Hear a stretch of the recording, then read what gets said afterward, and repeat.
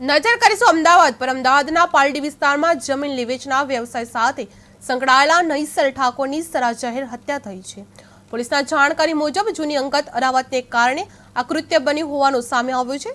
નૈસલ વર્ષ 2011માં પણ એક હત્યા કરી ચૂક્યો હતો અને હાલના કેસમાં તેના સગા સંબંધીઓએ હત્યાની શક્યતા વ્યક્ત કરી છે. હત્યારાઓ નંબર પ્લેટ વગરની સ્વિફ્ટ કારમાં આવેલા અને પહેલથી નૈસલની રેકી કરીને હત્યાનો અમલ કર્યો હતો. પોલીસે સીસીટીવી ફૂટેજના આધારે હત્યારાઓને પકડવાની તજવીજ હાથ ધરવામાં આવી છે.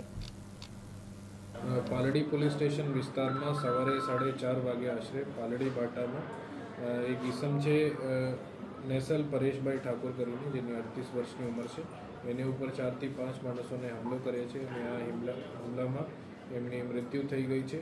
અને એ સંદર્ભે પોલીસે તાત્કાલિક સીન ઓફ ક્રાઇમને કોર્ડન કરીને અને જુદા જુદા ટીમ બનાવીને તપાસ હાથ ધરી છે.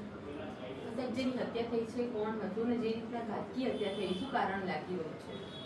પ્રાથમિક દ્રષ્ટિએ કોઈ જૂની અદાવત હોય છે એવી દિશામાં પોલીસ તપાસ કરે છે અને સીસીટીવી ઉપર જો પણ આપણે તપાસ ચાલુ છે.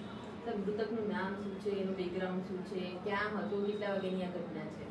સવારે 4:30 વાગે આશરેની ઘટના છે અને નેસલ પરેશભાઈ ઠાકોર મૃતકનું નામ છે અને જમીન લેવેચનો એ કામ કરે છે અને કોને હત્યા કરી છે એ તપાસ અત્યારે ચાલુ છે.